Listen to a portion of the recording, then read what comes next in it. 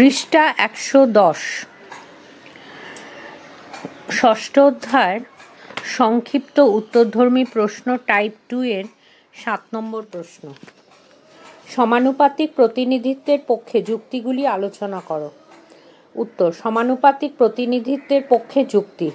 জন Stuart Mill, Lecky, Lord Acton প্রমুখ রাষ্ট্রবিজ্ঞানী সমানুপাতিক প্রতিনিধিত্বের সপক্ষে তাদের অভিমত ব্যক্ত করেছেন। আবার ডাইসি, ল্যাস্কি, ফাইনার প্রমুখ সমানুপাতিক প্রতিনিধিত্ব ব্যবস্থার ত্রুটি বিচ্যুতি সম্পর্কে তাদের অভিমত প্রকাশ করেছেন। প্যারাশেষ, প্যারারম্ভ পক্ষে যুক্তি। সমানুপাতিক প্রতিনিধিত্বের সপক্ষে যেসব যুক্তি দেখানো হয় সেগুলি হল ড্যাশ। ১ নম্বর, গণতন্ত্র সম্মত। সমানুপাতিক প্রতিনিধিত্বের ব্যবস্থাকে গণতন্ত্র সম্মত বলে অভিহিত করা হয়।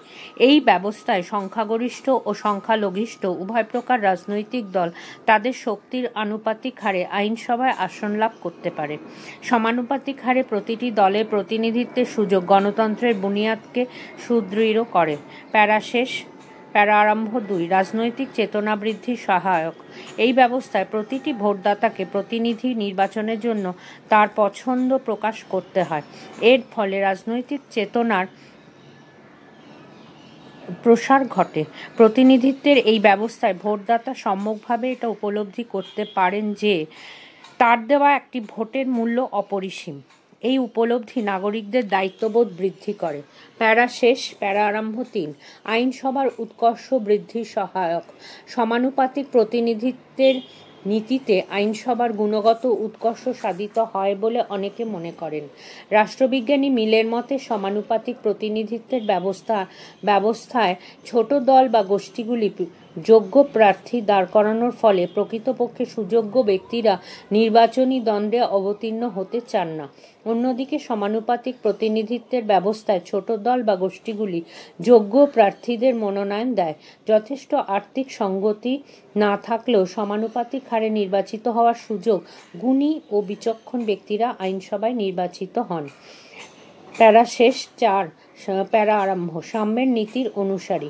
সমানুপাতিক প্রতিনিধিত্বের নীতি সাম্যের আদর্শকে বাস্তবে রূপায়িত করে বলে মনে করা হয়। প্রতিটি নাগরিক এই ব্যবস্থায় তার খুশিমতো প্রার্থী নির্বাচনের সুযোগ পাওয়ায় ব্যাপকভাবে সমতার নীতি রূপায়িত হয়। প্যারাশেষ, প্যারারম্ভ ৫, জেরিম্যান্ডারিংয়ের ত্রুটি বিচ্যুতি। সংখ্যাগরিষ্ঠের প্রতিনিধি ব্যবস্থায় ক্ষমতাসীন দল বা জোট নির্বাচনে নিজেদের জয়লাভ সুনিশ্চিত করতে নির্বাচনী এলাকার রদবদল ঘটায়।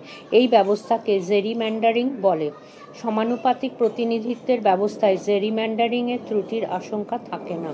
প্যারাশেষ, প্যারারম্ভ ৬, সমস্ত মতামতের প্রতিনিধিত্ব। সমানুপাতিক প্রতিনিধিত্বের ব্যবস্থায় সব রকম মতামতই প্রতিনিধিত্বের সুযোগ পেয়ে থাকে। এজন্য সমানুপাতিক প্রতিনিধিত্বের নীতির ভিত্তিতে গঠিত আইনসভাকে সমস্ত মতামতের প্রতিনিধিত্বকারী আইনসভা হিসেবে গণ্য করা হয়। প্যারাশেষ, ৭ নম্বর প্রশ্নের উত্তরও শেষ। ৭ নম্বর প্রশ্নটি একটা ছকে দেখানো হয়েছে। ছকের মাঝখানের বৃত্তে সমানুপাতিক প্রতিনিধিত্বের পক্ষে যুক্তি। ১ নম্বর ছোট বৃত্তে গণতন্ত্র সম্মত, ২ নম্বর ছোট বৃত্তে রাজনৈতিক চেতনা বৃদ্ধির সহায়ক, ৩ নম্বর ছোট বৃত্তে আইনসভার উৎকর্ষ বৃদ্ধির সহায়ক, ৪ নম্বর ছোট বৃত্তে সাম্যের নীতির অনুসারী, ৫ নম্বর ছোট বৃত্তে জেরিম্যান্ডারিংয়ের ত্রুটিমুক্ত, জেরিম্যান্ডারিং এর ত্রুটিমুক্ত এবং ৬ নম্বর ছোট বৃত্তে সমস্ত মতামতের প্রতিনিধিত্ব। এখানেই শেষ হলো ৭ নম্বর প্রশ্নের উত্তর। ৮ নম্বর প্রশ্ন, সমানুপাতিক প্রতিনিধিত্বের বিপক্ষে যুক্তিগুলি আলোচনা করো। উত্তর: সমানুপাতিক প্রতিনিধিত্বের বিপক্ষে যুক্তি। সমানুপাতিক প্রতিনিধিত্বের পদ্ধতির সমালোচকরা এই পদ্ধতির যেসব ত্রুটির কথা উল্লেখ করেন সেগুলি হল ড্যাশ ১, জটিল ও বিভ্রান্তিকর। এই পদ্ধতি বস্তুতপক্ষে জটিল, ব্যয়বহুল এবং বিভ্রান্তিকর। বিশেষত হেয়ার পদ্ধতি অত্যন্ত দুর্বোধ্য।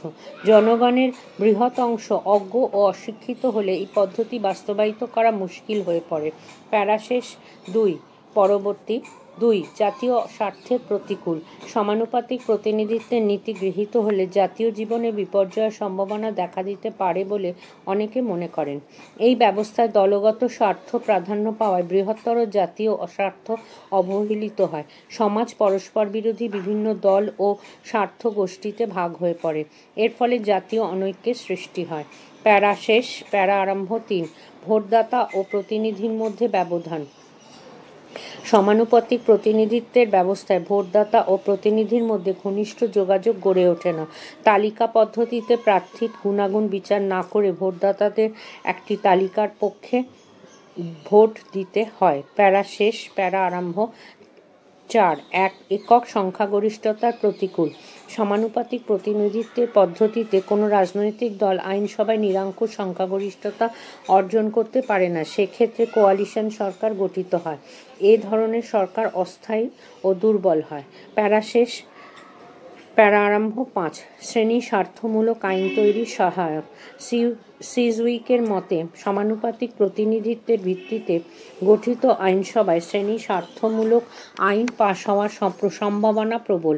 এই ধরনের আইন ক্ষমতাসীন শ্রেণী ছাড়া অন্য শ্রেণীর স্বার্থকে গুরুত্ব দেয় না। পৃষ্ঠা 111। প্যারা শেষ। পরবর্তী প্যারা 6. সংখ্যালঘু রাজনৈতিক দলের অত্যধিক প্রাধান্য।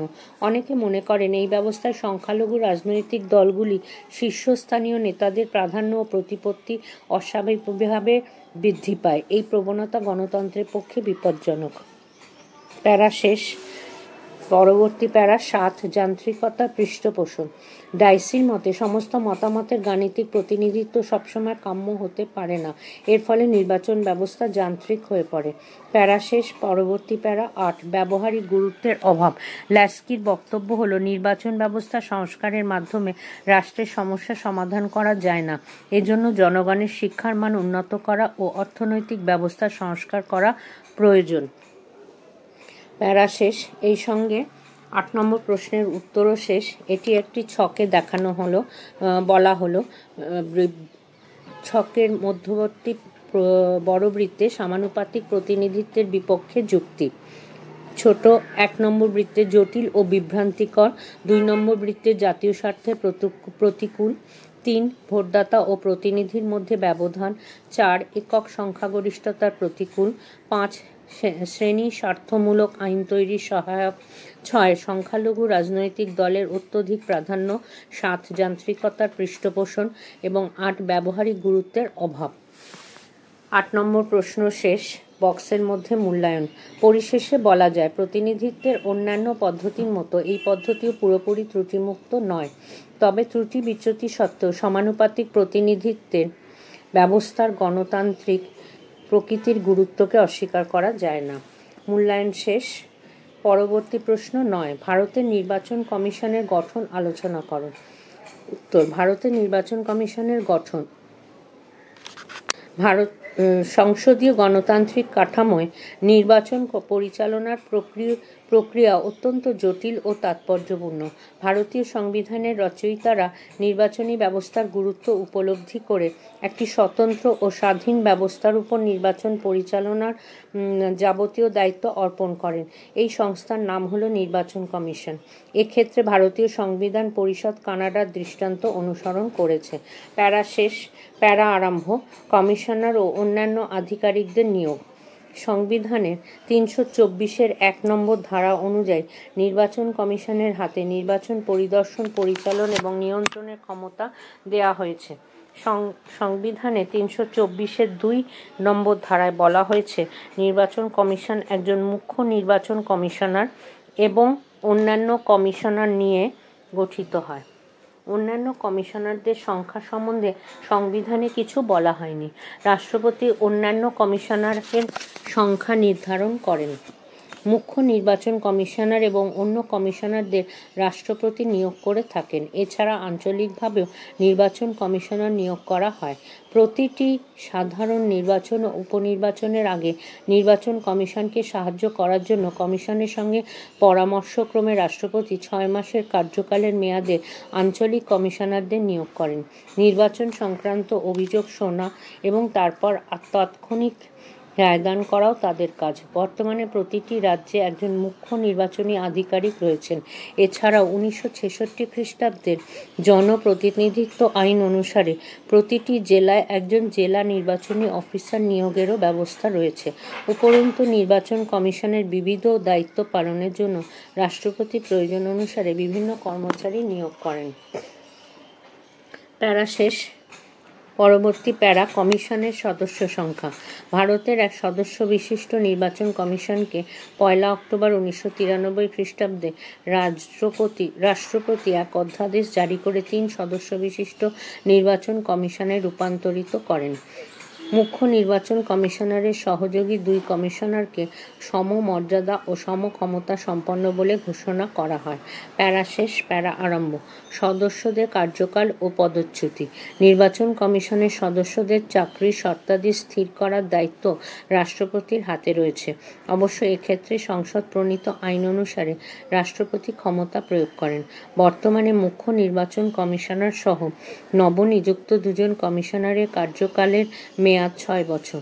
নির্বাচনী ব্যবস্থার নিরপেক্ষতার কথা ভেবে সংবিধানের 324-এর 5 নম্বর ধারায় মুখ্য নির্বাচনী কমিশনারের অপসারণের ইমপিচমেন্ট জন্য এক বিশেষ পদ্ধতির কথা বলা হয়েছে। প্রমাণিত অকর্মণ্যতা ও অসদাচরণের অভিযোগক্রমে মুখ্য নির্বাচন কমিশনারকে সংসদের উভয় কক্ষের অধিকাংশ এবং উপস্থিত ও ভোটদানকারী 2/3 সদস্যের সমর্থনে রাষ্ট্রপতি পদচ্যুত করতে পারেন।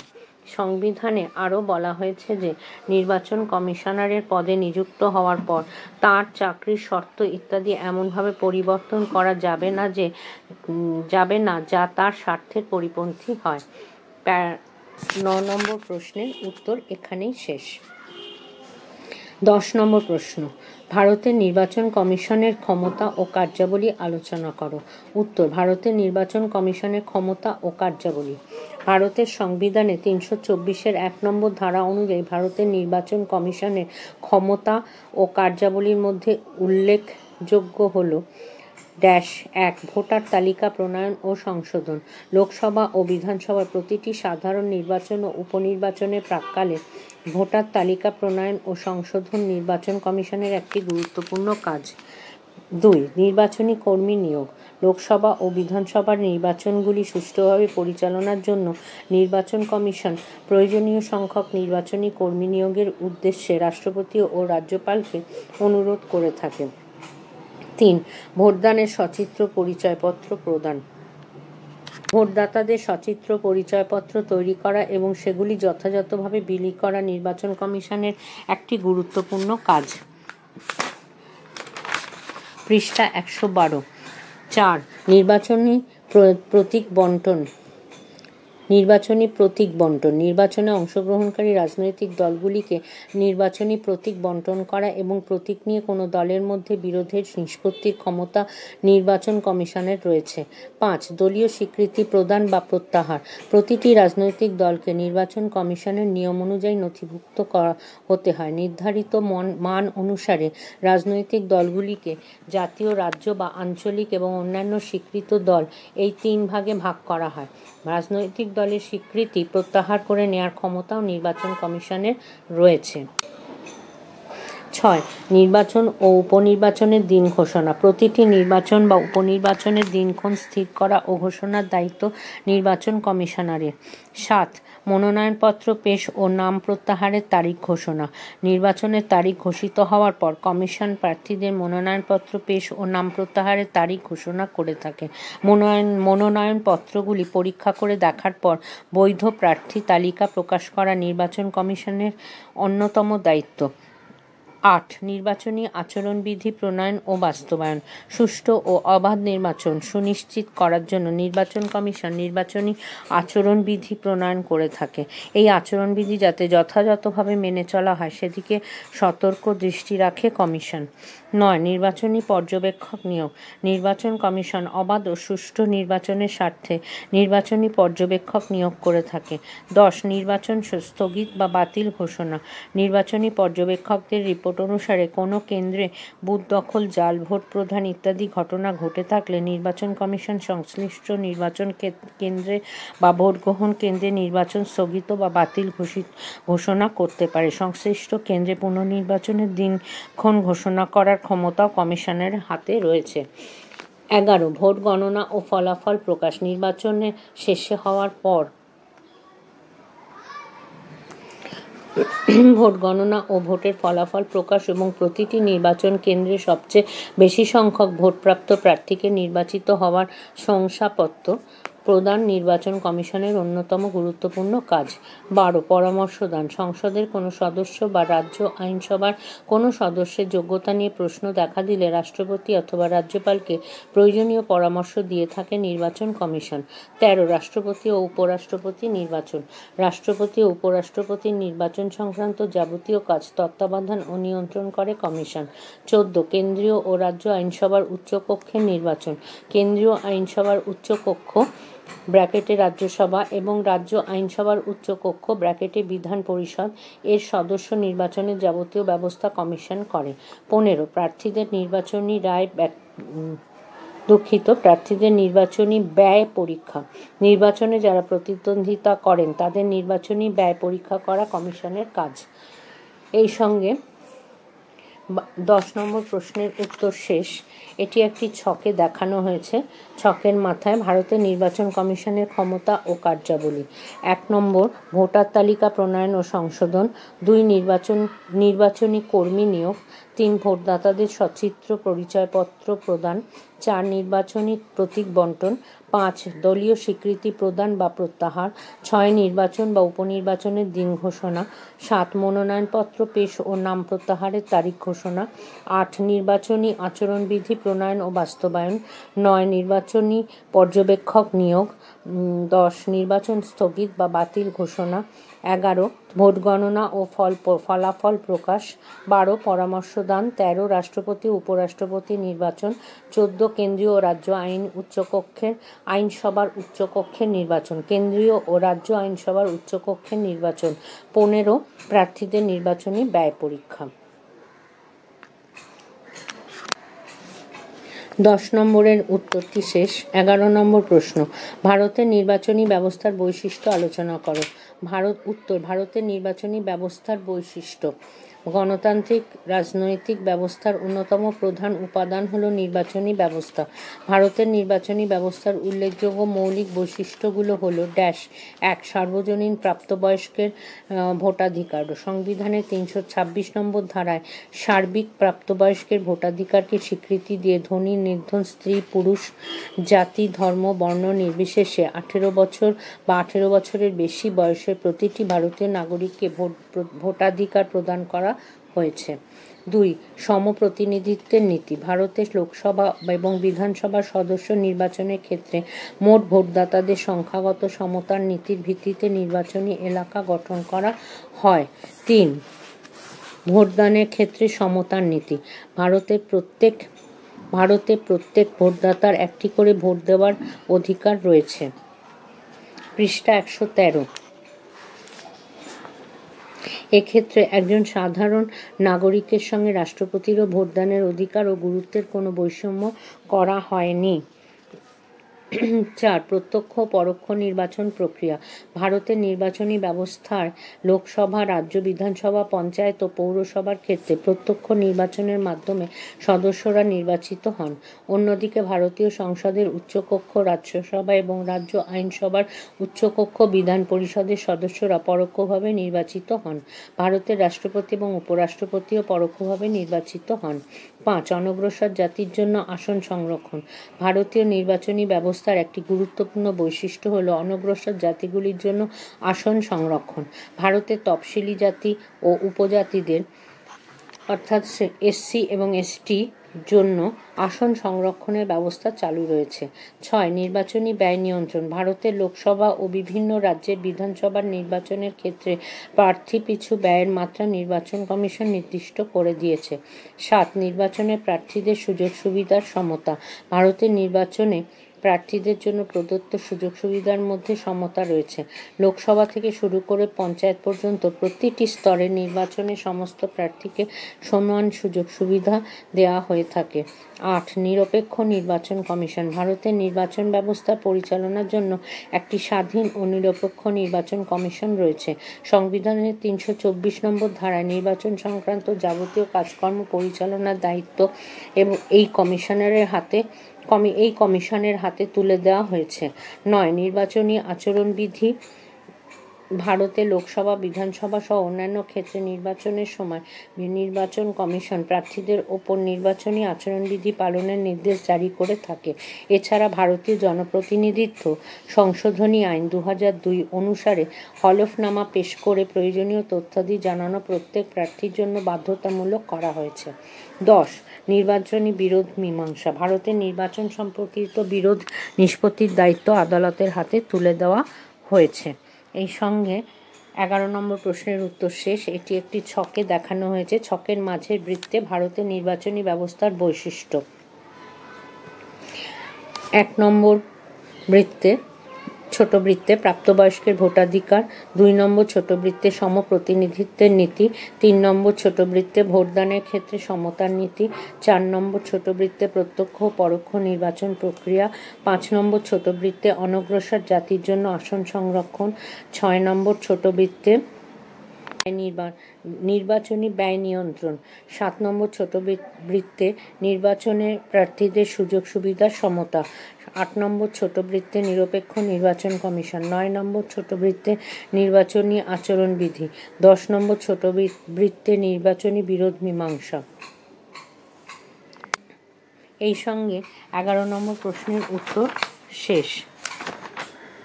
12 নম্বর প্রশ্ন, নির্বাচন কমিশনের 4টি প্রধান কাজ উল্লেখ করো। এটি এইচএস মডেল কোশ্চেন 2024 WBCHSC তে দেওয়া আছে। 12 নম্বর প্রশ্নের উত্তর, ভারতের নির্বাচন কমিশনের ক্ষমতা ও কার্যাবলী। ভারতীয় সংবিধান 324-এর 1 নম্বর ধারা অনুযায়ী ভারতের নির্বাচন কমিশনের প্রধান 4টি কাজ হল: 1. ভোটার তালিকা প্রণয়ন ও সংশোধন। লোকসভা ও বিধানসভার প্রতিটি সাধারণ নির্বাচন ও উপনির্বাচনের প্রাক্কালে ভোটার তালিকা প্রণয়ন ও সংশোধন নির্বাচন কমিশনের একটি গুরুত্বপূর্ণ কাজ। 2. নির্বাচনী কর্মী নিয়োগ। লোকসভা ও বিধানসভার নির্বাচনগুলি সুষ্ঠুভাবে পরিচালনার জন্য নির্বাচন কমিশন প্রয়োজনীয় সংখ্যক নির্বাচনী কর্মী নিয়োগের উদ্দেশ্যে রাষ্ট্রপতি ও রাজ্যপালকে অনুরোধ করে থাকে। 3. ভোটদাতাদের সচিত্র পরিচয়পত্র প্রদান। ভোটদাতাদের সচিত্র পরিচয়পত্র তৈরি করা এবং সেগুলি যথাযথভাবে বিলি করা নির্বাচন কমিশনের একটি গুরুত্বপূর্ণ কাজ। 4. নির্বাচনী প্রতীক বণ্টন। নির্বাচনে অংশগ্রহণকারী রাজনৈতিক দলগুলিকে নির্বাচনী প্রতীক বণ্টন করা এবং প্রতীক নিয়ে কোনো দলের মধ্যে বিরোধের নিষ্পত্তি ক্ষমতা নির্বাচন কমিশনের রয়েছে। এই সঙ্গে 12 নম্বর প্রশ্নের উত্তর শেষ। 13 নম্বর প্রশ্ন, ভারতের নির্বাচন ব্যবস্থার সাম্প্রতিক সংস্কারগুলির বিবরণ দাও। উত্তর, ভারতের নির্বাচন ব্যবস্থার সাম্প্রতিক সংস্কার। ভারতের নির্বাচন ব্যবস্থার সংস্কারের উদ্দেশ্যে গত শতাব্দীর 7ম দশকের শুরু থেকে বিভিন্ন কমিটি ও কমিশন নিয়োগ করা হয়েছে। এদের মধ্যে উল্লেখযোগ্য হল: নির্বাচনী আইন সংশোধন সংক্রান্ত যৌথ সংসদীয় committee 1971, Tarkunde committee 1974, Dinesh Goswami committee 1990, Indrajit Gupta committee 1998, Venkatachaliah commission 2000 প্রভৃতি। প্যারা শেষ, প্যারা আরম্ভ। নির্বাচন ব্যবস্থার সংস্কারের জন্য বিভিন্ন প্রস্তাব ও সুপারিশ পেশ করা হলেও তার রূপায়ণের বিষয়ে আজও কেন্দ্রীয় সরকারের পক্ষ থেকে কোনো ব্যাপক বাস্তবোচিত পদক্ষেপ গ্রহণ করা হয়নি। তবে নির্বাচন ব্যবস্থায় কিছু সংস্কার ইতিমধ্যে গৃহীত হয়েছে। এর মধ্যে উল্লেখ্য হল: 1. দেশের সব নির্বাচন কেন্দ্রে ইলেকট্রনিক ভোটযন্ত্র এবং ইভিএম প্রবর্তন। 2. নির্বাচন অবাধ হচ্ছে কিনা তা পরিদর্শনের জন্য নির্বাচন কমিশনকে সরাসরি পর্যবেক্ষক নিয়োগের ক্ষমতা প্রদান। 3. লোকসভা ও বিধানসভার ক্ষেত্রে প্রার্থীর জামানতের পরিমাণ বৃদ্ধি প্রভৃতি। প্রসঙ্গত উল্লেখ করা যায় যে সুপ্রিম কোর্টের বন্ধনীর মধ্যে 2002 খ্রিস্টাব্দের 2রা মে বন্ধনী শেষ নির্দেশ অনুসারে বর্তমানে সংসদ ও রাজ্য আইনসভার প্রার্থীদের মনোনয়নপত্রের সঙ্গে হলফনামার মাধ্যমে কতকগুলি তথ্য সরবরাহের কথা বলা হয়েছে। ড্যাশ 1. নির্বাচন প্রার্থী অতীতে কোনো ফৌজদারি অপরাধের জন্য দোষী সাব্যস্ত হয়ে থাকলে সেই সম্পর্কিত বিস্তারিত তথ্য জানাতে বাধ্য থাকবেন। 2. বিচারাধীন কোনো মামলায় প্রার্থী অভিযুক্ত হয়েছেন কিনা অথবা 2 বছর বা তার অধিক সময়ের জন্য শাস্তিযোগ্য কোনো মামলার তিনি আসামি কিনা প্রত্যেক প্রার্থীকে সবিস্তারে তা জানাতে হবে। 3. প্রত্যেক প্রার্থীকে তার নিজের ও তার স্বামী বা স্ত্রীর এবং তার পুত্র কন্যাদের স্থাবর ও অস্থাবর সম্পত্তি, ব্যাংকে গচ্ছিত অর্থ ইত্যাদি সম্পর্কে সবিস্তারে জানাতে হবে। 4. প্রত্যেক প্রার্থীকে নিজের শিক্ষাগত যোগ্যতা সম্পর্কে বিস্তারিত তথ্য পেশ করতে হবে। প্যারা শেষ, প্যারা আরম্ভ। সুপ্রিম কোর্টের এই নির্দেশের ভিত্তিতে মনোনয়নপত্র পরীক্ষা করে দেখার সময় হলফনামায় ব্র্যাকেটে এফিডেভিট কোনো ভুল বা অসম্পূর্ণ তথ্য অথবা প্রকৃত তথ্য গোপনের প্রমাণ পেলে সংশ্লিষ্ট প্রার্থীর মনোনয়নপত্র বাতিল বলে গণ্য হবে। তাছাড়া এক্ষেত্রে সংশ্লিষ্ট প্রার্থীর বিরুদ্ধে ভারতীয় দণ্ডবিধি অনুযায়ী শাস্তি প্রদান করার ক্ষমতাও কমিশনকে দেওয়া হয়েছে। এই সঙ্গে 13 নম্বর প্রশ্নের উত্তর শেষ। পৃষ্ঠা 114। 14 নম্বর প্রশ্ন, ভারতের নির্বাচন কমিশনের মূল কাজ কি? ভারতের নির্বাচন কমিশনারদের চাকরির শর্ত, মেয়াদ ও অপসারণের নিয়ম উল্লেখ করো। ভারতের নির্বাচন কমিশনের মূল কাজ। উত্তর, ভারতের নির্বাচন কমিশনের মূল কাজ হল সংসদ ও রাজ্য আইনসভার সুষ্ঠু নির্বাচনের ব্যবস্থা করা, রাষ্ট্রপতি ও উপরাষ্ট্রপতি নির্বাচন সংক্রান্ত কাজকর্মের তত্ত্বাবধান, ভোটার তালিকা তৈরি করা, নির্বাচন আচরণবিধি প্রণয়ন করা এবং নির্বাচনী কার্য পরিচালনা করা। প্যারা শেষ, প্যারা আরম্ভ। ভারতের নির্বাচন কমিশনারদের চাকরির শর্ত, মেয়াদ ও অপসারণের পদ্ধতি। ভারতীয় সংবিধানের 324-এর 2 নম্বর ধারা অনুযায়ী একজন মুখ্য নির্বাচন কমিশনারকে নিয়ে অথবা একজন মুখ্য নির্বাচন কমিশনার এবং অন্য কয়েকজন নির্বাচন কমিশনারকে নিয়ে নির্বাচন কমিশন গঠিত হবে। প্যারা শেষ, প্যারা আরম্ভ। নির্বাচন কমিশনের সদস্যদের চাকরির শর্তাবলী ও কার্যকাল সংসদ প্রণীত আইনের মাধ্যমে স্থির হয়। প্যারা শেষ, প্যারা আরম্ভ। মুখ্য নির্বাচন কমিশনার সহ অন্যান্য সদস্যরা সুপ্রিম কোর্টের বিচারপতির সমান বেতন ও ভাতা পান। নির্বাচন কমিশনারদের বেতন, ভাতা ইত্যাদি পার্লামেন্টের অনুমোদন সাপেক্ষ নয়, তা ভারতের সঞ্চিত তহবিল থেকে দেয়া হয়। নিয়োগের পর মুখ্য নির্বাচন কমিশনারের চাকরির শর্তাবলী এমনভাবে পরিবর্তন করা যায় না যাতে তার স্বার্থ ক্ষুণ্ণ হতে পারে। প্যারা শেষ, প্যারা আরম্ভ। বর্তমানে মুখ্য নির্বাচন কমিশনার সহ অন্যান্য নির্বাচন কমিশনারদের কার্যকালের মেয়াদ 6 বছর ও কার্যকাল পূর্ণ হওয়ার আগে 65 বছর বয়স হয়ে গেলে তার কার্যকাল শেষ হয়ে যায়। প্যারা শেষ, প্যারা আরম্ভ। কেবল সুপ্রিম কোর্টের বিচারপতিদের অপসারণের পদ্ধতিতেই মুখ্য নির্বাচন কমিশনারকে তার পদ থেকে অপসারণ করা যায়। প্রমাণিত অসামর্থ্য ও অসদাচরণের অভিযোগে রাষ্ট্রপতি তাকে পদচ্যুত করতে পারেন। তবে পার্লামেন্টের 2 কক্ষের অধিকাংশ এবং উপস্থিত ভোটদানকারী সদস্যদের 2/3 সমর্থনে তার বিরুদ্ধে প্রস্তাব গৃহীত হলে রাষ্ট্রপতি তাকে পদচ্যুত করতে পারেন। অন্য নির্বাচন কমিশনারদের পদচ্যুতির ক্ষেত্রে অবশ্য মুখ্য নির্বাচন কমিশনারের সুপারিশ আবশ্যিক। এই সঙ্গে 14 নম্বর প্রশ্নের উত্তর শেষ। 15 নম্বর প্রশ্ন, নির্বাচন কমিশনের 4টি ত্রুটি উল্লেখ করো। উত্তর, অবাধ ও স্বাধীন নির্বাচন অনুষ্ঠানের মাধ্যমে ভারতীয় গণতন্ত্রকে সাফল্যমণ্ডিত করে তোলার জন্য সংবিধান প্রণেতারা একটি নিরপেক্ষ সংস্থা হিসেবে নির্বাচন কমিশনকে গড়ে তুলতে চেয়েছিলেন, কিন্তু নির্বাচন কমিশনের নিরপেক্ষ ভূমিকা পালনের পথে কতগুলি প্রতিবন্ধকতা রয়েছে বলে সমালোচকরা মনে করেন। এগুলি হল: ড্যাশ 1. নির্বাচন কমিশন গঠনে শাসক গোষ্ঠীর ভূমিকাই প্রধান। নির্বাচন কমিশনের সদস্যদের যোগ্যতা, কার্যকালের মেয়াদ প্রভৃতি বিষয় যতদিন পর্যন্ত পার্লামেন্ট আইন প্রণয়ন না করবে ততদিন পর্যন্ত এই বিষয় সিদ্ধান্ত গ্রহণের ক্ষমতা সংবিধান রাষ্ট্রপতির হাতে প্রদান করেছে। বলা বাহুল্য, রাষ্ট্রপতি নিয়মতান্ত্রিক শাসক হওয়ায় তিনি কার্যক্ষেত্রে প্রধানমন্ত্রীর পরামর্শক্রমেই এইসব গুরুত্বপূর্ণ কার্য সম্পাদন করেন। এ প্রসঙ্গে মন্তব্য করতে গিয়ে এম ভেঙ্কট রাঙ্গাইয়া বলেছেন যে এর ফলে মুখ্য নির্বাচন কমিশনার কিংবা কমিশনের অন্যান্য সদস্য হিসেবে তাদেরই নিযুক্ত হওয়ার সম্ভাবনা থাকে যারা শাসক গোষ্ঠীর রাজনৈতিক মতাদর্শের প্রতি বিশেষভাবে শ্রদ্ধাশীল। আঞ্চলিক কমিশনারদের ক্ষেত্রেও একই কথা প্রযোজ্য। 2. কর্মচারী নিয়োগের ক্ষেত্রে কমিশনের ক্ষমতাহীনতা।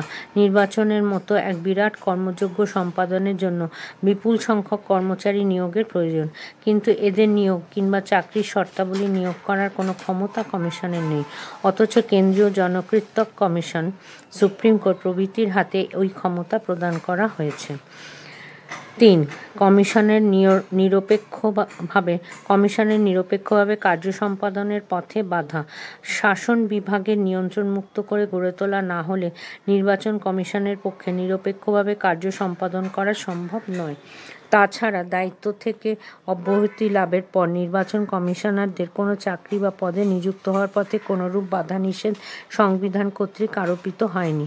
ফলে নির্বাচন কমিশনারদের অনেকেই ভবিষ্যতে সরকারি অনুগ্রহ লাভের আশায় সবসময় নিরপেক্ষভাবে কাজ করেন না। আবার পুনর্নিয়োগের পথে কোনো সাংবিধানিক বাধা নিষেধ না থাকায় নির্বাচন কমিশনাররা পুনর্নিযুক্ত হওয়ার জন্য ক্ষমতাসীন দল বা মোর্চার হয়ে কাজও করতে পারেন। এরূপ ক্ষেত্রে কমিশনের নিরপেক্ষতা অর্থহীন হয়ে দাঁড়ায় বলে কেভি রাও মন্তব্য করেছেন। একটি উদাহরণের সাহায্যে এই বক্তব্যের সত্যতা প্রমাণ করা যায়। সুকুমার সেন ও কেভি কে সুন্দরম 8 বছর নিজ নিজ পদে অধিষ্ঠিত থাকলেও এসএল শাকধেরের কার্যকালের মেয়াদ কিন্তু বৃদ্ধি করা হয়নি। অনেকের মতে 1981 সালে জুন মাসে উত্তরপ্রদেশের গাড়োয়াল লোকসভা কেন্দ্রের উপনির্বাচনে ব্যাপক দুর্নীতি ও কারচুপির অভিযোগ এনে তদানীন্তন ডিএসপি নেতা HN বহুগুণা ওই নির্বাচন বাতিল করার আবেদন জানালে শাকধের সেই আবেদনে সাড়া দিয়েছিলেন। এইভাবে কংগ্রেসের দলের বিরাগভাজন হওয়ার জন্যই তাকে পুনর্নিয়োগ করা হয়নি। 4. কমিশনের সুপারিশ বাধ্যতামূলক নয়। নির্বাচন কমিশনের সুপারিশ ও পরামর্শ মেনে নিতে কেন্দ্রীয় সরকার বাধ্য নয়। তাই কমিশনের যেসব সুপারিশ ক্ষমতাসীন দল বা মোর্চার অনুকূলে যায়, কেন্দ্রীয় সরকার কেবল সেগুলিকেই গ্রহণ করে। উদাহরণ হিসেবে বলা যায়, বিভিন্ন সময় নির্বাচন কমিশনের একটি স্বাধীন নির্বাচন বিভাগ (অ্যান ইন্ডিপেন্ডেন্ট ইলেকশন ডিপার্টমেন্ট) গঠনের প্রস্তাব দিলেও সেই প্রস্তাব অদ্যাবধি বাস্তবে রূপায়িত হয়নি।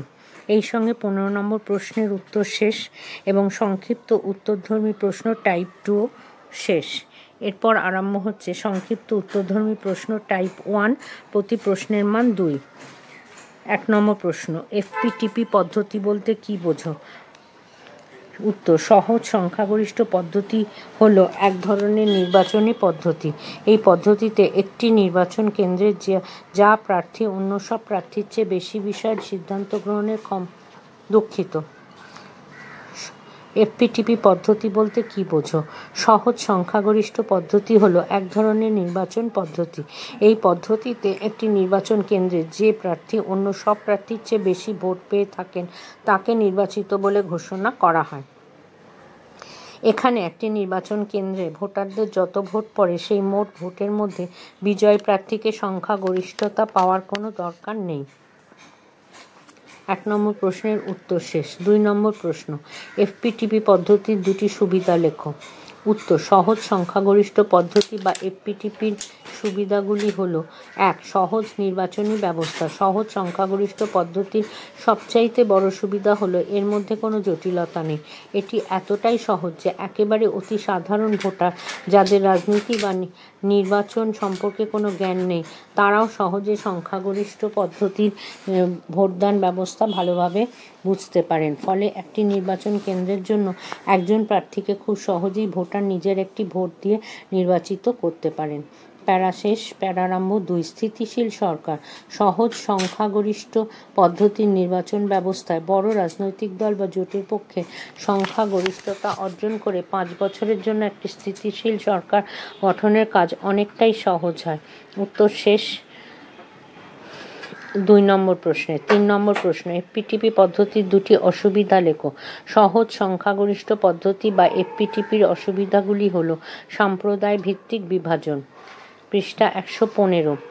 সহজ সংখ্যাগরিষ্ঠ পদ্ধতির নির্বাচন ব্যবস্থায় রাজনৈতিক দলগুলি সাধারণ ভোটারদের চেয়ে তাদের ভোট ব্যাংক গড়ে তোলার দিকে বেশি নজর দেয়, কারণ কোনো রাজনৈতিক দল নিজেদের অনুগত ভোটারদের দিয়ে ভোট ব্যাংক গড়ে তুলতে পারলে তার ভোটে জেতার রাস্তা অনেক সহজ হয়ে যায়। এর ফলে সম্প্রদায় ভিত্তিক বিভাজন ও তোষণের রাজনীতির উদ্ভব ঘটে। এ ধরনের প্রবণতা সংসদীয় গণতন্ত্রের পক্ষে শুভ নয়। প্যারাশেষ 2, প্রতিনিধিত্বের অসম ব্যবস্থা। সহজ সংখ্যাগরিষ্ঠ পদ্ধতি বা এফপিটিপির সবচেয়ে বড় অসুবিধা হলো এই পদ্ধতি নির্বাচনের মাধ্যমে সবচেয়ে কম সংখ্যক ভোটারদের সমর্থন নিয়ে একজন প্রার্থী জিতে যেতে পারেন। সংসদীয় গণতন্ত্রে বহুদলীয় ব্যবস্থায় একটি নির্বাচন কেন্দ্রে ভোট ভাগাভাগির সুযোগে একজন প্রার্থীর মোট ভোটের চেয়ে অনেক কম ভোট পেয়ে জিতে যাওয়াটা একমাত্র সহজ সংখ্যাগরিষ্ঠ পদ্ধতি বা এফপিটিপিতেই সম্ভব। সমানুপাতিক প্রতিনিধিত্ব বা অন্য কোনো ব্যবস্থায় এমনটা ভাবাও যায় না। এই কারণে এফপিটিপি পদ্ধতিকে সংখ্যাগরিষ্ঠের অত্যাচার, টিরানি অব দ্য মেজরিটি বলে অভিহিত করা হয়েছে। 3 নম্বর প্রশ্নের উত্তর শেষ। 4 নম্বর প্রশ্ন, সমানুপাতিক প্রতিনিধিত্ব বলতে কি বোঝো?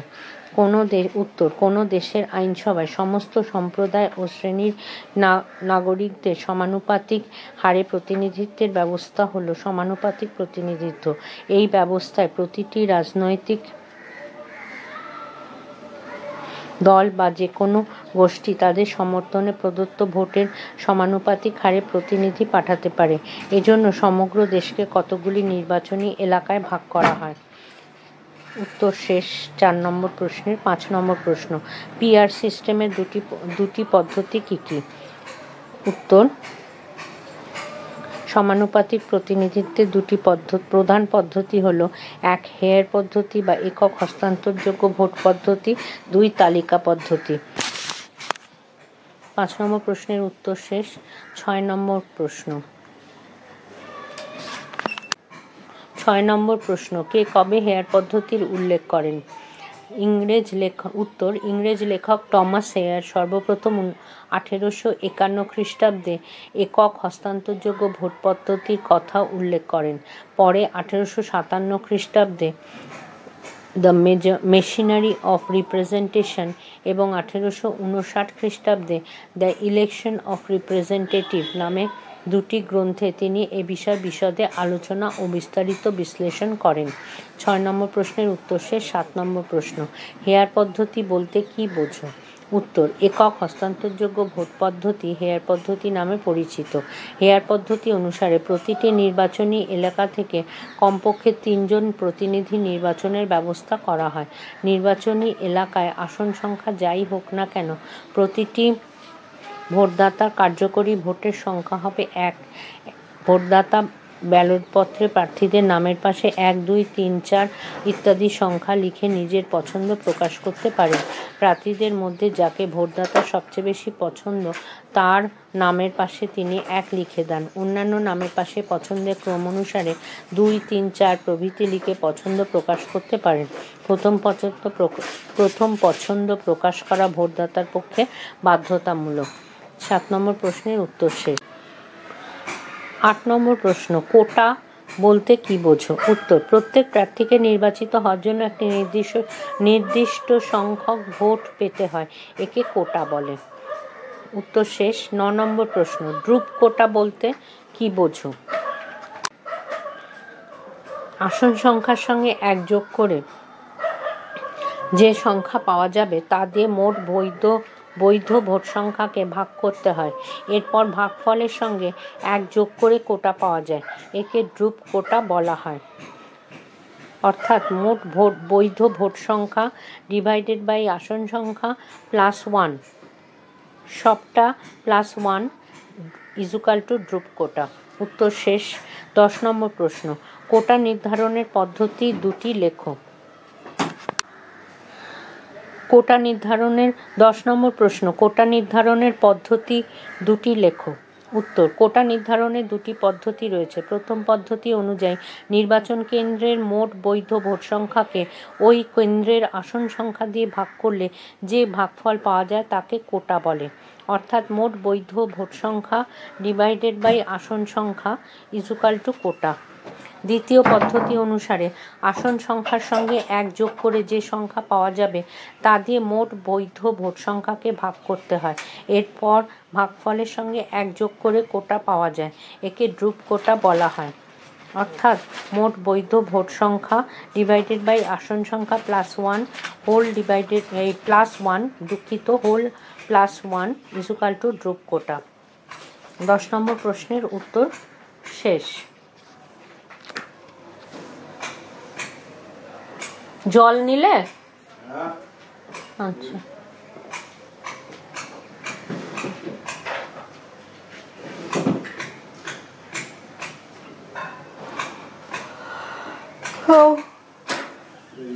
হ্যাঁ ভালো হোক।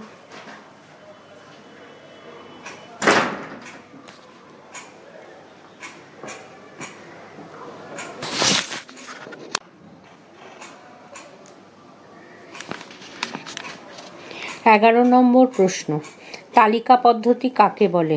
যে পদ্ধতিতে প্রত্যেক রাজনৈতিক দল নির্বাচন কেন্দ্রের আসন সংখ্যার সমান নিজ দলের প্রার্থীদের একটি তালিকা প্রস্তুত করে নির্বাচক মণ্ডলী তাদের পছন্দ অনুসারে যে কোনো একটি রাজনৈতিক দলের প্রার্থী তালিকাতে ভোটদান করে। পৃষ্ঠা 116। 11 নম্বর প্রশ্নের উত্তর শেষ।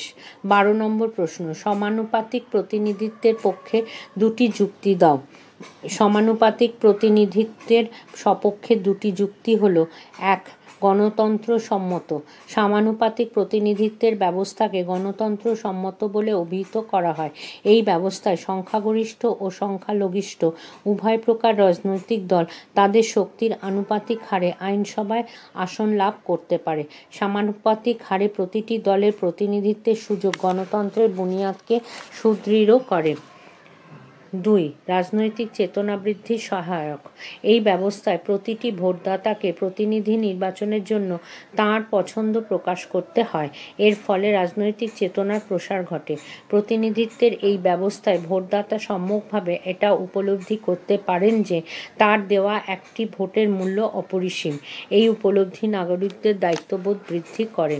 12 নম্বর প্রশ্নের উত্তর শেষ। 13 নম্বর প্রশ্ন, সমানুপাতিক প্রতিনিধিত্বের বিপক্ষে দুটি যুক্তি দাও। উত্তর, সমানুপাতিক প্রতিনিধিত্বের বিপক্ষে দুটি যুক্তি হল: 2. জটিল ও বিভ্রান্তিকর। এই পদ্ধতি প্রকৃতপক্ষে জটিল, ব্যয়বহুল এবং বিভ্রান্তিকর। বিশেষত হেয়ার পদ্ধতি অত্যন্ত দুর্বোধ্য। জনগণ বৃহৎ অংশ অজ্ঞ অশিক্ষিত হলে এই পদ্ধতি বাস্তবায়িত করা মুশকিল হয়ে পড়ে। 2. জাতীয় স্বার্থের প্রতিকূল। সমানুপাতিক প্রতিনিধিত্বের নীতি গৃহীত হলে জাতীয় জীবনে বিপর্যয়ের সম্ভাবনা দেখা দিতে পারে বলে অনেকে মনে করেন। এই ব্যবস্থায় দলগত স্বার্থ প্রাধান্য পাওয়ায় বৃহত্তর জাতীয় স্বার্থ অবহেলিত হয়। সমাজ পরস্পর বিরোধী বিভিন্ন দল ও স্বার্থ গোষ্ঠীতে ভাগ হয়ে পড়ে। এর ফলে জাতীয় অনৈক্যের সৃষ্টি হয়। 13 নম্বর প্রশ্নের উত্তর শেষ। 14 নম্বর প্রশ্ন, ভারতের নির্বাচন কমিশনের দুটি কার্যাবলী লেখো। উত্তর, ভারতীয় সংবিধানের 324-এর 1 নম্বর ধারা অনুযায়ী ভারতের নির্বাচন কমিশনের দুটি কার্যাবলী হল: 1. ভোটার তালিকা প্রণয়ন ও সংশোধন। লোকসভা ও বিধানসভার প্রতিটি সাধারণ নির্বাচন ও উপনির্বাচনের প্রাক্কালে ভোটার তালিকা প্রণয়ন ও সংশোধন নির্বাচন কমিশনের একটি গুরুত্বপূর্ণ কাজ। 2. নির্বাচনী কর্মী নিয়োগ। লোকসভা ও বিধানসভার নির্বাচনগুলি সুষ্ঠুভাবে পরিচালনার জন্য নির্বাচন কমিশন প্রয়োজনীয় সংখ্যক নির্বাচনী নির্বাচনী কর্মী নিয়োগের উদ্দেশ্যে রাষ্ট্রপতি ও রাজ্যপালকে অনুরোধ করে থাকে। 14 নম্বর প্রশ্নের উত্তর শেষ। 15 নম্বর প্রশ্ন, ভারতের নির্বাচনী ব্যবস্থার দুটি বৈশিষ্ট্য লেখো। গণতান্ত্রিক রাজনৈতিক ব্যবস্থার অন্যতম প্রধান উপাদান হল নির্বাচনী ব্যবস্থা। ভারতের নির্বাচনী ব্যবস্থার উল্লেখযোগ্য দুটি মৌলিক বৈশিষ্ট্য হল ড্যাশ। 1. সার্বজনীন প্রাপ্তবয়স্কের ভোটাধিকার। সংবিধানে 326 নম্বর ধারায় সার্বিক প্রাপ্তবয়স্কের ভোটাধিকারকে স্বীকৃতি দিয়ে ধনী নির্ধন, স্ত্রী পুরুষ, জাতি ধর্ম বর্ণ নির্বিশেষে 18 বছর বা 18 বছরের বেশি বয়সে প্রতিটি ভারতীয় নাগরিককে ভোটাধিকার প্রদান করা হয়েছে। 2. সম প্রতিনিধিত্বের নীতি। ভারতের লোকসভা এবং বিধানসভার সদস্য নির্বাচনের ক্ষেত্রে মোট ভোটদাতাদের সংখ্যাগত সমতার নীতির ভিত্তিতে নির্বাচনী এলাকা গঠন করা হয়। 15 নম্বর প্রশ্নের উত্তর শেষ। পৃষ্ঠাটি হলো 116। 16 নম্বর প্রশ্ন, নির্বাচন কমিশনের দুটি ত্রুটি উল্লেখ করো। HS model question 2024 WBCHSC। উত্তর, নির্বাচন কমিশনের দুটি ত্রুটি হলো: 1. কর্মচারী নিয়োগের ক্ষেত্রে কমিশনের ক্ষমতাহীনতা। নির্বাচনের মতন একটি বিরাট কর্মযজ্ঞ সম্পাদনের জন্য বিপুল সংখ্যক কর্মচারী নিয়োগের প্রয়োজন, কিন্তু এদের নিয়োগ কিংবা চাকরির শর্তাবলী নিয়ন্ত্রণ করার কোনো ক্ষমতা কমিশনের নেই। অথচ কেন্দ্রীয় জনকৃতক কমিশন, সুপ্রিম কোর্ট প্রভৃতির হাতে ওই ক্ষমতা প্রদান করা হয়েছে। 2. কমিশনের সুপারিশ বাধ্যতামূলক নয়। নির্বাচন কমিশনের সুপারিশ ও পরামর্শ মেনে নিতে কেন্দ্রীয় সরকার বাধ্য নয়। তাই কমিশনের যেসব সুপারিশ ক্ষমতাসীন দল বা মোর্চার অনুকূলে যায়, কেন্দ্রীয় সরকার কেবল সেগুলিকেই গ্রহণ করে। উদাহরণ হিসাবে বলা যায়, বিভিন্ন সময় নির্বাচন কমিশন একটি স্বাধীন নির্বাচন বিভাগ, অ্যান্ড ইন্ডিপেন্ডেন্ট ইলেকশন ডিপার্টমেন্ট গঠনের প্রস্তাব দিল, সেই প্রস্তাব অদ্যাবধি বাস্তবে রূপায়িত হয়নি। 16 নম্বর প্রশ্নের উত্তর শেষ। 17 নম্বর প্রশ্ন, ভারতীয় সংবিধানের কোন অংশে নির্বাচন কমিশনের উল্লেখ আছে? ভারতীয় সংবিধানে কত নম্বর ধারায় নির্বাচন কমিশন গঠনের উল্লেখ আছে? প্রথম উত্তর, ভারতীয় সংবিধানের 15 অংশে নির্বাচন কমিশনের উল্লেখ আছে। দ্বিতীয় উত্তর, ভারতীয় সংবিধানের 324-এর 2 নম্বর ধারায় নির্বাচন কমিশন গঠনের উল্লেখ আছে। 17 নম্বর প্রশ্ন শেষ। 18 নম্বর প্রশ্ন, কবে থেকে বহু সদস্য বিশিষ্ট নির্বাচন কমিশনের ধারণা চালু হয়? আঞ্চলিক নির্বাচন কমিশনারদের কে নিয়োগ করেন? উত্তর, প্রথম উত্তর, 1993 খ্রিস্টাব্দ থেকে বহু সদস্য বিশিষ্ট নির্বাচন কমিশনের ধারণা চালু হয়। দ্বিতীয় উত্তর, আঞ্চলিক নির্বাচন কমিশনারদের নিয়োগ করেন রাষ্ট্রপতি। 18 নম্বর প্রশ্নের উত্তর শেষ। 19 নম্বর প্রশ্ন, আঞ্চলিক নির্বাচন কমিশনার হওয়ার যোগ্য কারা? আঞ্চলিক নির্বাচন কমিশনারদের নিয়োগের পূর্বে রাষ্ট্রপতিকে কার সঙ্গে পরামর্শ করতে হয়? প্রথম উত্তর, হাইকোর্টের অবসরপ্রাপ্ত বিচারপতিগণ অথবা অবসরপ্রাপ্ত মুখ্য সচিবের পদমর্যাদাযুক্ত সম্পন্ন ব্যক্তিরা আঞ্চলিক নির্বাচন কমিশনার হওয়ার যোগ্য। দ্বিতীয় উত্তর, আঞ্চলিক নির্বাচন কমিশনারদের নিয়োগের পূর্বে রাষ্ট্রপতিকে নির্বাচন কমিশনের সঙ্গে পরামর্শ করতে হয়। 19 নম্বর প্রশ্নের উত্তর শেষ। 20 নম্বর প্রশ্ন, মুখ্য নির্বাচন আধিকারিক কিভাবে নিযুক্ত হন? মুখ্য নির্বাচন আধিকারিক রাজ্য সরকারের সুপারিশক্রমে নির্বাচন কমিশন কর্তৃক নিযুক্ত হয়। 20 নম্বর প্রশ্নের উত্তর শেষ। 117 পৃষ্ঠা। 21 নম্বর প্রশ্ন, কত খ্রিস্টাব্দের জনপ্রতিনিধিত্ব আইন অনুসারে ভারতের প্রতিটি জেলায় একজন করে জেলা নির্বাচন আধিকারিক নিয়োগের ব্যবস্থা করা হয়েছে? ভারতের মুখ্য নির্বাচন কমিশনারকে অপসারণের বিষয়টি সংবিধানের কত নম্বর ধারায় উল্লেখিত আছে? প্রথম উত্তর, 1966 খ্রিস্টাব্দের জনপ্রতিনিধিত্ব আইন অনুসারে ভারতের প্রতিটি জেলায় একজন করে জেলা নির্বাচন আধিকারিক নিয়োগের ব্যবস্থা করা হয়েছে। দ্বিতীয় উত্তর, ভারতের মুখ্য নির্বাচন কমিশনারকে অপসারণের বিষয়টি উল্লেখিত আছে সংবিধানের 324-এর 5 নম্বর ধারায়। 21 নম্বর প্রশ্নের উত্তর শেষ। 22 নম্বর প্রশ্ন, মুখ্য নির্বাচন কমিশনার ছাড়া অন্যান্য নির্বাচন কমিশনারদের কিভাবে পদচ্যুত করা হয়? নির্বাচন কমিশনের সদস্যদের বেতন ভাতা ইত্যাদি কোন তহবিল থেকে প্রদান করা হয়? প্রথম উত্তর, মুখ্য নির্বাচন কমিশনারের সুপারিশক্রমে রাষ্ট্রপতি অন্যান্য নির্বাচন কমিশনারদের পদচ্যুত করতে পারেন। দ্বিতীয় উত্তর, ভারতের সঞ্চিত তহবিল থেকে নির্বাচন কমিশনের সদস্যদের বেতন ভাতা ইত্যাদি প্রদান করা হয়। 22 নম্বর প্রশ্নের উত্তর শেষ। 23 নম্বর প্রশ্ন, ভারতের নির্বাচন কমিশন কিভাবে গঠিত হয়? উত্তর, ভারতের একজন মুখ্য নির্বাচন কমিশনার ও দুজন নির্বাচন কমিশনার নিয়ে নির্বাচন কমিশন গঠিত হয়। প্রতিটি রাজ্যে একজন মুখ্য নির্বাচনী আধিকারিক থাকেন ও প্রতিটি জেলায় একজন করে নির্বাচনী অফিসার নিয়োগ করা হয়।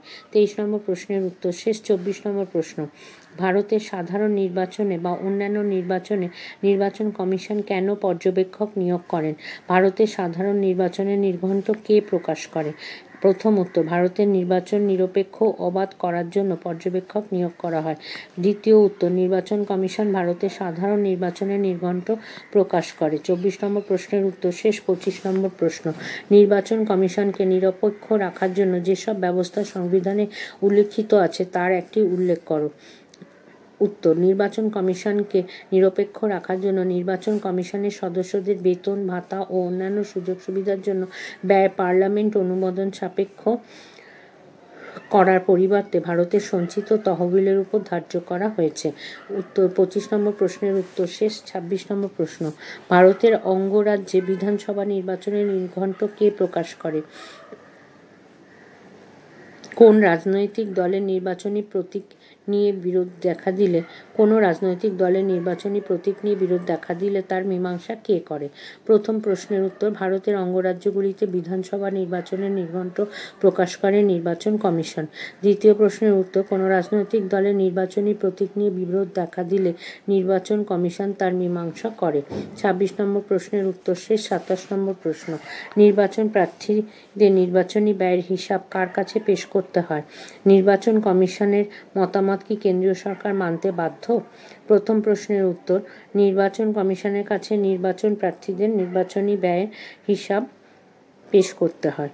দ্বিতীয় উত্তর, না, নির্বাচন কমিশনের মতামত কেন্দ্রীয় সরকার মানতে বাধ্য নয়। 27 নম্বর প্রশ্নের উত্তর শেষ। 28 নম্বর প্রশ্ন, ভারতের নির্বাচকদের তালিকা প্রকাশ করার দায়িত্ব কার? কোন নির্বাচনী কেন্দ্রে পুনর্নির্বাচনের ব্যবস্থা করার অধিকারী কে? ভারতের নির্বাচকদের তালিকা প্রকাশ করা। উত্তর, ভারতের নির্বাচকদের তালিকা প্রকাশ করার দায়িত্ব নির্বাচন কমিশনারের। দ্বিতীয় উত্তর, কোনো নির্বাচনী কেন্দ্রে পুনর্নির্বাচনের ব্যবস্থা করার অধিকারী নির্বাচন কমিশন। 28 নম্বর প্রশ্নের উত্তর শেষ। 29 নম্বর প্রশ্ন, সংসদের কোনো সদস্যের যোগ্যতা নিয়ে প্রশ্ন উঠলে তা বিচার বিবেচনা করার জন্য রাষ্ট্রপতি কার পরামর্শ গ্রহণ করতে বাধ্য? নির্বাচন পর্যবেক্ষকদের কাজ কি? প্রথম প্রশ্নের উত্তর, সংসদের কোনো সদস্যের যোগ্যতা নিয়ে প্রশ্ন উঠলে তা বিচার বিবেচনা করার জন্য রাষ্ট্রপতি নির্বাচন কমিশনের পরামর্শ গ্রহণ করতে বাধ্য। দ্বিতীয় উত্তর, কমিশন কর্তৃক ঘোষিত আচরণবিধি মান্য করা হচ্ছে কিনা তা পর্যালোচনা করে কমিশনের কাছে প্রতিবেদন পেশ করাই হলো নির্বাচন পর্যবেক্ষকদের কাজ। 29 নম্বর প্রশ্নের উত্তর শেষ। 30 নম্বর প্রশ্ন, রাজ্য আইনসভার কোনো সদস্যের যোগ্যতা নিয়ে প্রশ্ন উঠলে তা বিচার বিবেচনা করার জন্য রাজ্যপাল কার পরামর্শ গ্রহণ করতে বাধ্য? উত্তর, রাজ্য আইনসভার কোনো সদস্যের যোগ্যতা নিয়ে প্রশ্ন উঠলে তা বিচার বিবেচনা করার জন্য রাজ্যপাল নির্বাচন কমিশনের পরামর্শ গ্রহণ করতে বাধ্য। 30 নম্বর প্রশ্নের উত্তর শেষ। 31 নম্বর প্রশ্ন, ভারতে আঞ্চলিক নির্বাচন কমিশনারগণের কাজের সময় কখন? উত্তর, ভারতে আঞ্চলিক নির্বাচন কমিশনারগণের কাজের সময় নির্বাচনের 3 মাস আগে থেকে 3 মাস পর পর্যন্ত। 31 নম্বর প্রশ্নের উত্তর শেষ। 32 নম্বর প্রশ্ন, পদমর্যাদার দিক থেকে ভারতের নির্বাচন কমিশনারগণ কোন আদালতের বিচারপতিদের সমান মর্যাদা ভোগ করেন? উত্তর, পদমর্যাদার দিক থেকে ভারতের নির্বাচন কমিশনারগণ সুপ্রিম কোর্টের বিচারপতিদের সমান মর্যাদা ভোগ করেন। 33 নম্বর প্রশ্ন, মুখ্য নির্বাচন কমিশনার কার দ্বারা নিযুক্ত হন? ভারতের রাজনৈতিক দলগুলিকে স্বীকৃতি প্রদান করে কে? প্রথম উত্তর, মুখ্য নির্বাচন কমিশনার রাষ্ট্রপতির দ্বারা নিযুক্ত হন। দ্বিতীয় উত্তর, ভারতের রাজনৈতিক দলগুলিকে স্বীকৃতি প্রদান করে নির্বাচন কমিশন। 33 নম্বর প্রশ্নের উত্তর শেষ। 34 নম্বর প্রশ্ন, ভারতীয় সংবিধানের কত নম্বর ধারা অনুযায়ী নির্বাচন কমিশনার জাতীয় দায়িত্ব নির্বাচনে কমিশনের হাতে অর্পণ করা হয়েছে? উত্তর, ভারতীয় সংবিধানের 324-এর 1 নম্বর ধারা অনুযায়ী নির্বাচন পরিচালনার জাতীয় দায়িত্ব নির্বাচন কমিশনের হাতে অর্পণ করা হয়েছে। 34 নম্বর প্রশ্নের উত্তর শেষ।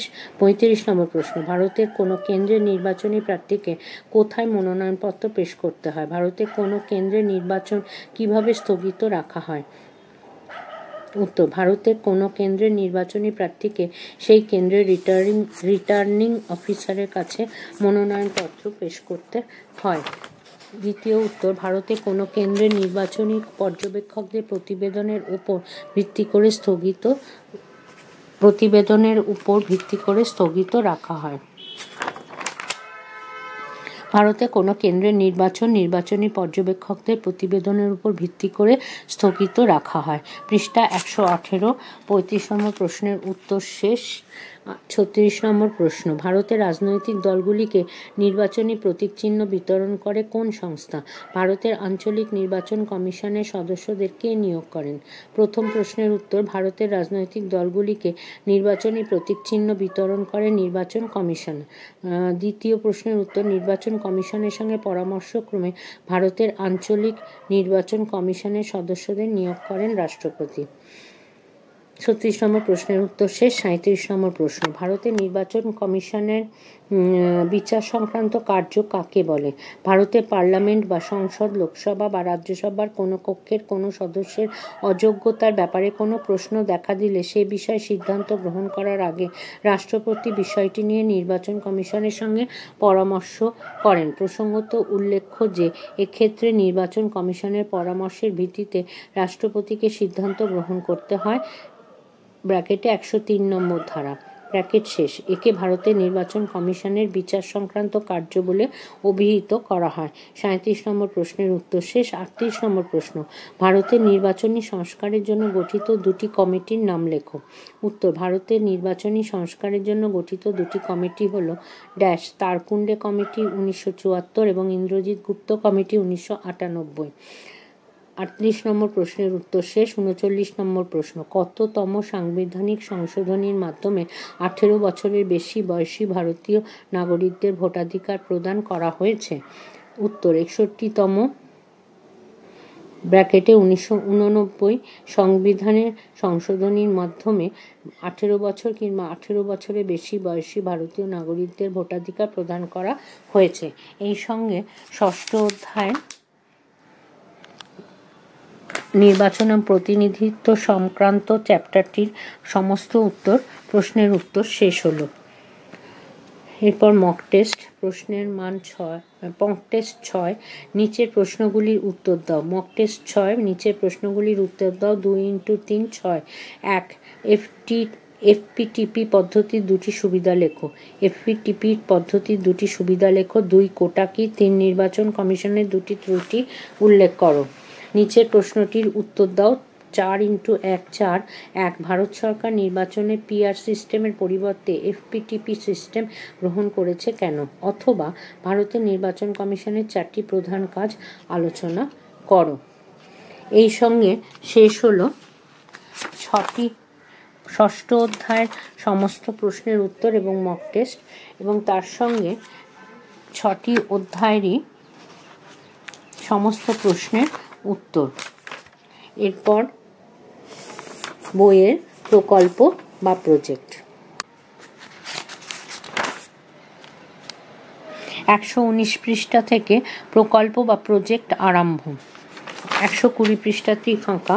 121 পৃষ্ঠায় প্রকল্পের কাজ, প্রজেক্ট ওয়ার্ক। প্রকল্প কি? প্রকল্প বা প্রজেক্ট বলতে ঠিক কী বোঝায় এ সম্বন্ধে খুব সহজ কথায় বলা যায়, প্রকল্প হলো গবেষণার কাজ, ব্র্যাকেটে রিসার্চ ওয়ার্ক, একেবারে কাজের প্রথম ধাপ। বিদ্যালয়ের শিক্ষার্থীদের পাঠ্যক্রমে প্রকল্প পদ্ধতির প্রয়োগ সাম্প্রতিককালের বিষয়। তবে রাষ্ট্রবিজ্ঞানের ক্ষেত্রে গবেষণার বিষয়টি কিন্তু অনেক পুরনো। একেবারে সুদূর অতীতে প্রাচীন গ্রিসে 335 খ্রিস্টপূর্বাব্দে 158টি নগর রাষ্ট্রকে নিয়ে তুলনামূলক আলোচনার সময় অ্যারিস্টটল প্রথম রাষ্ট্রবিজ্ঞানে গবেষণার সূচনা করেন। তারপর থেকে সময় যত এগিয়েছে রাষ্ট্রবিজ্ঞান ক্রমশ একটি গবেষণাধর্মী বিষয় হয়ে উঠেছে। আধুনিক সমাজে এই গবেষণার ক্ষেত্র বিস্তৃত হয়েছে আরও নিত্য নতুন পরিসরে। যে সমাজে আমরা বাস করছি, যে রাজনৈতিক ব্যবস্থার সঙ্গে আমরা যুক্ত রয়েছি, রাষ্ট্রবিজ্ঞান তাকে নিয়েই গবেষণা করতে চায়। প্যারা শেষ, প্যারা আরম্ভ। প্রকল্প নির্মাণ হলো গবেষণা কাজের একটি অঙ্গ। আধুনিক শিক্ষাবিদদের বক্তব্য হলো, আজকের দিনের শিক্ষার্থীরা বিদ্যালয়ে যা শিখতে আসবে তার সঙ্গে জীবনের যোগ থাকা চাই। জীবনের সঙ্গে সম্পর্কযুক্ত শিক্ষাই হবে প্রকৃত শিক্ষা। জীবনের সঙ্গে সম্পর্কযুক্ত যেসব সমস্যা আমাদের চারপাশে রয়েছে, ছাত্রছাত্রীদের সে সম্পর্কে জানতে হবে। তারপরে তার সমাধানের রাস্তাও তারা খুঁজে বের করতে হবে। তার সমাধানের রাস্তাও তাদের খুঁজে বের করতে হবে। শিক্ষাবিদ জন ডিউই বলেছেন, উদ্ধৃতি আরম্ভ, জীবনের সঙ্গে সম্পর্কযুক্ত বিভিন্ন সমস্যা সমাধানের মধ্যে দিয়ে শিক্ষার্থীর শিক্ষা সম্পূর্ণ হবে। শিক্ষার্থীরা নিজেরাই সেই সমস্যার সমাধান করবে। উদ্ধৃতি শেষ। প্যারা শেষ, প্যারা আরম্ভ। প্রকল্পের মূল বিষয়টিতে এজন্যই ছোট ছোট সমস্যা নিয়ে ছাত্রছাত্রীদের কাজ করতে বলা হয়েছে। সেই কাজের মধ্যে দিয়ে সমস্যা সমাধানের রাস্তাও তারা খুঁজে বের করবে। ছাত্রছাত্রীরা প্রকল্প নিয়ে কাজ করার সময় সংশ্লিষ্ট বিষয় তাদের পর্যবেক্ষণ, তথ্য সংগ্রহ, বিশ্লেষণ ইত্যাদির মাধ্যমে গবেষণার প্রাথমিক অভিজ্ঞতা সঞ্চয় করতে পারবে। এদিক থেকে দেখতে গেলে প্রকল্প নির্মাণ বিষয়টি অত্যন্ত তাৎপর্যপূর্ণ। প্যারা শেষ, প্যারা আরম্ভ। প্রকল্পের সংজ্ঞা: সুপরিকল্পিত ও নির্দিষ্ট পরিকল্পনার মাধ্যমে কোনো বিশেষ উদ্দেশ্যে যে কাজ সম্পাদন করা হয় তাকে প্রকল্প বলে। প্যারা শেষ, প্যারা আরম্ভ। কাজ ও প্রকল্পের মধ্যে পার্থক্য: সুনির্দিষ্ট পরিকল্পনা ছাড়া কোনো কিছু করাকে কাজ বলে। অন্যদিকে সুনির্দিষ্ট উদ্দেশ্য সাধনের জন্য নির্দিষ্ট ও সঠিক পরিকল্পনার মাধ্যমে যে কাজ সম্পাদন করা হয় তাকে প্রকল্প বলে। প্যারা শেষ, প্যারা আরম্ভ। প্রকল্প উদ্দেশ্য: প্রকল্পের উদ্দেশ্য: 1. হাতে কলমে কার্য সম্পাদনের মাধ্যমে ছাত্রছাত্রীর সৃজনশীল দিকটিকে উদ্ভাসিত করা। 2. উৎপাদনশীল কাজের সঙ্গে ছাত্রছাত্রীদের যুক্ত করা। পৃষ্ঠা 122। 3. ছাত্রছাত্রীর মধ্যে দলবদ্ধ ও শৃঙ্খলাবদ্ধভাবে কাজ করার মানসিকতা তৈরিতে সাহায্য করা। 4. ছাত্রছাত্রীদের মধ্যে সহযোগিতা ও সহমর্মিতাবোধ গড়ে তোলা। 5. ছাত্রছাত্রীদের পুঁথিগত বিদ্যার সঙ্গে বাস্তবের যোগসূত্র গড়ে তুলতে সহায়তা করা। প্যারা শেষ। প্রকল্পের শ্রেণীবিভাগ: প্রকল্প 2 প্রকার: একক প্রকল্প ও দলগত প্রকল্প। একক প্রকল্প: কোনো ছাত্র বা ছাত্রী একা তার পছন্দ মতো বিষয় গ্রহণ করলে তাকে একক প্রকল্প বলে। একক প্রকল্পে সে নিজের শিক্ষক বা শিক্ষিকার পরামর্শ মতো বিভিন্ন তথ্য সংগ্রহ ও বিশ্লেষণ করে সেটি উপস্থাপন করে। একক প্রকল্প গ্রহণের সময় নিম্নলিখিত বিষয়গুলির উপর দৃষ্টি রাখা প্রয়োজন। 1. প্রকল্পের বিষয়বস্তু সম্পর্কে ছাত্রছাত্রীর স্বচ্ছ ধারণা থাকা প্রয়োজন। প্রয়োজনে শিক্ষক শিক্ষিকার সাহায্য নেওয়া উচিত। 2. প্রকল্পের বিষয়বস্তু এমন নির্ধারণ করতে হবে যাতে তা নির্দিষ্ট সময়ের মধ্যে শেষ করা সম্ভব হয়। তথ্য সংগ্রহের ক্ষেত্রে সময় যেন কোনো মতেই 4 সপ্তাহের বেশি না লাগে এবং তথ্য বিশ্লেষণ করে প্রতিবেদন লেখার জন্য যেন 15 দিনের বেশি সময় না লাগে। সময় নির্ধারণের ক্ষেত্রে সংশ্লিষ্ট শিক্ষক শিক্ষিকার মতামতই চূড়ান্ত বলে বিবেচিত হবে। 3. প্রকল্পের তথ্য ও সিদ্ধান্ত খাতায় লেখার আগে তার খসড়া নিয়ে শিক্ষক শিক্ষিকার মতামতই চূড়ান্ত বলে বিবেচিত হবে। 4. লেখা সম্পূর্ণ হলে প্রকল্প খাতাটি অবশ্যই সংশ্লিষ্ট শিক্ষক শিক্ষিকাকে দিয়ে স্বাক্ষর করিয়ে নিতে হবে। প্যারা শেষ। দলগত প্রকল্প: দলগত প্রকল্পের ক্ষেত্রে ছাত্রছাত্রীদের ছোট ছোট দলে ভাগ করতে হবে। একটি দল 5-6 জনের বেশি না থাকাই বাঞ্ছনীয়। প্রতিটি দলে একজনকে দলনেতা বা দলনেত্রী হিসেবে নির্বাচন করতে হবে। প্রকল্প নির্বাচনের ক্ষেত্রে দলের সদস্যরা নিজেদের মধ্যে বা শিক্ষক বা শিক্ষিকাদের সঙ্গে আলোচনার মাধ্যমে সিদ্ধান্ত নেবে। প্যারা শেষ, প্যারা আরম্ভ। দলগত প্রকল্প গ্রহণের সময় নিম্নলিখিত বিষয়সমূহের উপর দৃষ্টি রাখা প্রয়োজন। 1. প্রকল্পে দলের সকলের জন্য যাতে কাজ নির্দিষ্ট থাকে সেদিকে লক্ষ্য রাখতে হবে। প্রকল্প গ্রহণের সময় দায়িত্বের বন্টন করে দিতে হবে। 2. প্রকল্পের জন্য তথ্য সংগ্রহ ও বিশ্লেষণের কাজে কোনো সদস্য ঠিকমতো দায়িত্ব পালন না করতে পারলে দলের অন্য সদস্যরা তাকে সাহায্য করবে। 3. দলের সদস্যরা তাদের সংগৃহীত তথ্যগুলি দলনেতার কাছে জমা দেবে এবং দলের মধ্যে ভালো লেখার ক্ষমতা যার আছে সে বিভিন্ন তথ্য সংকলন ও বিশ্লেষণ করে প্রকল্প প্রকল্পের খসড়াটি প্রস্তুত করবে। 4. খসড়াটি প্রস্তুত হলে শিক্ষক বা শিক্ষিকাকে দিয়ে সেটি সংশোধন করিয়ে নিতে হবে। 5. খসড়াটি সংশোধিত হলে প্রত্যেক ছাত্রছাত্রী তার প্রকল্পের খাতায় সেটি পরিষ্কার হাতের লেখায় লিখে সংশ্লিষ্ট শিক্ষক শিক্ষিকা দিয়ে স্বাক্ষর করিয়ে নেবে। প্যারাশেষ প্রকল্পের রূপায়ণের প্রসঙ্গে কিছু কথা। পশ্চিমবঙ্গ উচ্চ মাধ্যমিক শিক্ষা সংসদ প্রবর্তিত রাষ্ট্রবিজ্ঞান বিষয় একাদশ শ্রেণীর পাঠ্যসূচি অনুযায়ী ছাত্রছাত্রীদের আভ্যন্তরীণ মূল্যায়নের অঙ্গ হিসেবে নিম্নলিখিত প্রকল্পের মধ্যে থেকে যে কোনো একটি নির্বাচন করতে হবে। নিজ নিজ বিদ্যালয়ে রাষ্ট্রবিজ্ঞান বিষয়ের শিক্ষক বা শিক্ষিকার তত্ত্বাবধানে নির্বাচিত প্রকল্পের সমীক্ষা করে প্রতিবেদন লিখতে হবে। প্যারাশেষ প্যারা আরম্ভ উচ্চ মাধ্যমিক শিক্ষা সংসদ প্রস্তাবিত প্রকল্পসমূহ একাদশ শ্রেণীর জন্য।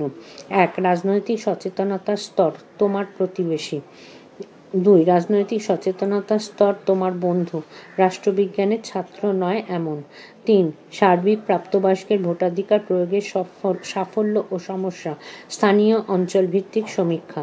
4. শিক্ষার অধিকারের প্রকৃত বাস্তবায়ন, স্কুল ছুট সমস্যা ব্র্যাকেটে তোমার গ্রাম বা ওয়ার্ড ভিত্তিক সমীক্ষা। প্যারাশেষ প্রকল্পের বিষয় গণতান্ত্রিক রাজনৈতিক ব্যবস্থায় নাগরিকদের রাজনৈতিক সচেতনতা একটি গুরুত্বপূর্ণ বিষয়। উন্নত বিশ্বে এই সচেতনতার হার অনেক বেশি, আমাদের মতন উন্নয়নশীল দেশে তো অনেকটাই পিছিয়ে। এদিক থেকে দেখতে গেলে রাজনৈতিক সচেতনতার স্তর পর্যবেক্ষণ নিঃসন্দেহে একটি তাৎপর্যপূর্ণ বিষয়। অন্যদিকে সার্বিক প্রাপ্তবয়স্কের ভোটাধিকার হলো গণতন্ত্রের প্রধান স্তম্ভ। ভোটদানের অধিকার নাগরিকদের একটি গুরুত্বপূর্ণ রাজনৈতিক অধিকার।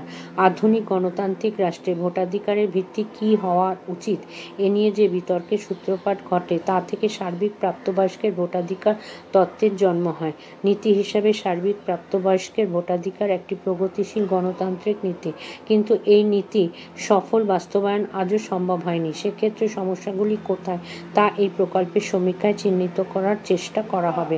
সবশেষে রয়েছে শিক্ষার অধিকার ও তার বাস্তব রূপায়ণ এবং স্কুল ছুটের সমস্যা। আমাদের দেশে বহু ছেলেমেয়ে কী কারণে মাঝপথে পড়া ছেড়ে দেয়, কেন তারা স্কুল ছুট হয় সে বিষয়ে আলোকপাত করা হবে শেষ প্রকল্পটিতে। প্রকল্পটির একটি সামাজিক তাৎপর্য রয়েছে। প্যারাশেষ প্রকল্পের কাঠামো। প্রকল্প রচনার ক্ষেত্রে যে আদর্শ কাঠামোটি অনুসরণ করা যেতে পারে সেটি হলো ড্যাশ।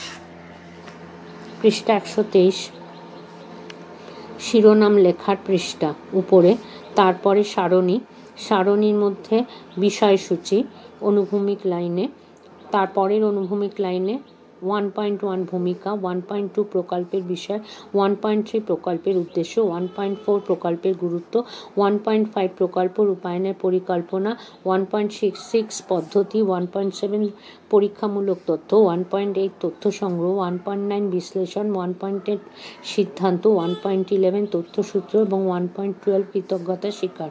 পরবর্তী অনুভূমিক লাইনে চিত্র তালিকা এবং শেষ অনুভূমিক লাইনে সারণী তালিকা। এইভাবে সারণীটা শেষ। এরপরে প্রতিবেদন লেখার নিয়মাবলী।